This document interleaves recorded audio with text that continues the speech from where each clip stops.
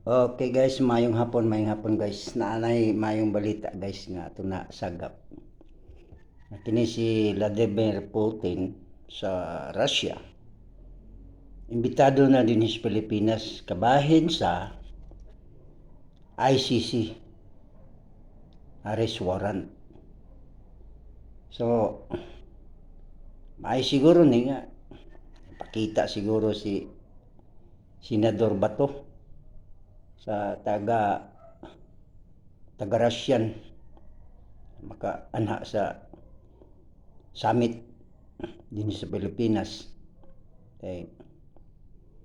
Mas maayo gyud nga maimbestigan sa ning sitwasyon sa ICC.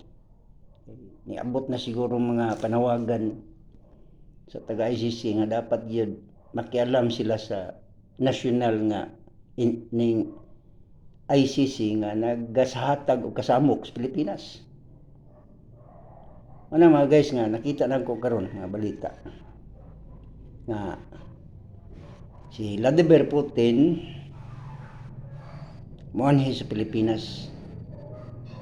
So nindot ni nga pamaagi kay aron makita gyud unsay rason ni BBM nga bisan siya nasayod nga wala na jurisdiction ng ICC, iya pa man yung ipakidnap tungod kay kalaban sa politika si PRD. Ikaduha, si Bato na pod ang ilang ipakidnap. Nakita man nato sa Senado ug wa kasibat si Bato sa Senado mga guys.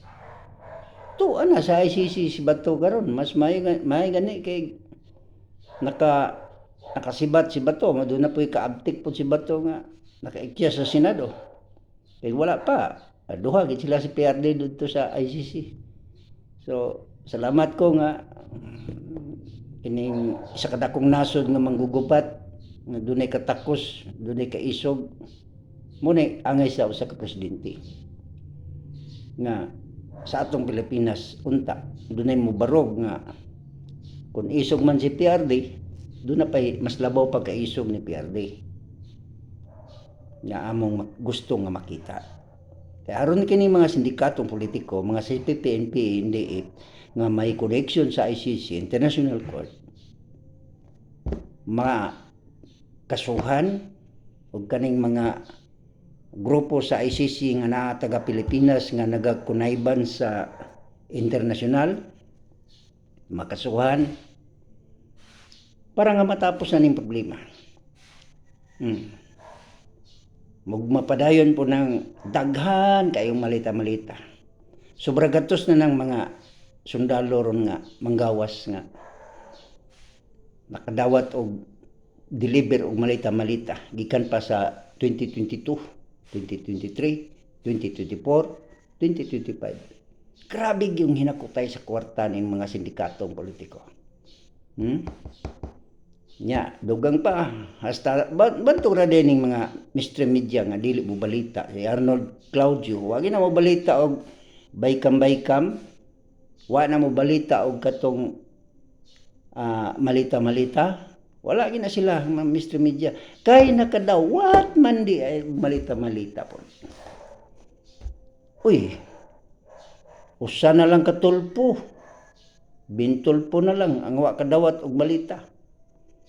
Pero si Rapi Tulfo, Erwin Tulfo, Mon Tulfo, nakadawat man di ay bantog ra nga di gid sila mo balita sa mga malita-malita. Kay limpyo naman di ay nakadawat. Mo ni karon mga guys, gianam-anam na sa Dios ug bulgar ang ilang mga buhat, ang ilang mga baho. Gawas sa 18 Marines, kay daghan pa man mga Marines nga manggawas karon. Mana nga kamo mga sundalo nga duty pa diya sa Marines. Suportahan ninyo ang mga ex-Marine. Unya kamo kita mga taong bayan, usap pud ta nga dili inato pasagdan ang Senado.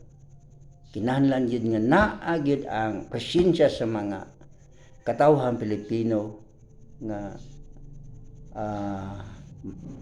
magsuporta sa atong laban kontra korupsyon. So, mao gid dapat na nga mahitabo karon. Mga guys, mo na nga sa ako lang kung may kwarta lang nga paglupad dito sa Malacañang, himunan ako. Gikan sa Kabisayan ngadto sa Mindanao ug gikan diri sa Mindanao padulong sa Luzon para gyud nga magdaghan pa gyud ang tao diha. Wala na may justice. Di kinsa may mas labaw nga muhatag og kagahom, di ba? Kitang katawhan Pilipino.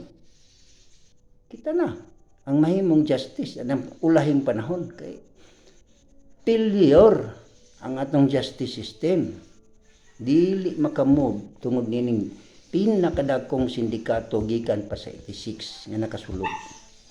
So, wagi pag-asa ang mga katawhan ani kung kini sila magpabilin 2028, pila pa ka malita siguro ang makuha nini gikan sa 26, 27, 28. Dapat ka nang nagfile og kaso kang BBM sa impeachment. Ipadulot na na. Ipadulot na na. Kay klaro magina barutlan. Di man na siya kalikayan ng impeachment. Sa kidnapping lang daan, gibuhat niya, gialaw niya ngadto kang PRD padulong sa ICC. Impeach na siya diha. Plus malita-malita, flood control, bycam. Baklaro na kayo. Kini mga tulpo tulo, wala na. Murag isa na lang katulpo ang nabilin. Si Ben Tulpo na lang ang nabili. Kay Simon Tulpo, Rapi Tulpo, Erwin Tulpo, mga tulpok yun tanan. Wala gi hinungdan ng mga tao na kaniadto sikat. Pero karon wala na. Basa na kayo ang papel sa mga tulpo. Wala nga. Ben Tulpo siguro na konsumisyon na karon. Kung saan na niya mga igsuon nga mura man og kanang natabunan na sa kwarta. Naapil pa si Pastor Joel Balunayba. Magbasin, magmahay gini si Pastor Joel Balunayba pagkaabot sa katapusan. Ayang gibuhat. Giamong niya ang iyang church. Ginamay niya ang iyang mga membro. Tinuod na. Ngano dili epektado sa dakong korupsyon karon ang mga membro sa mga GIL, Jesus is Lord, dili ba epektado? Dakong epektado. Ug ang mga kabataan sa membro sa mga GIL, dakong epektado. Wala sa real to. Pastor kamangyod. Unta. Murag duha naman mo ni Bini Abante.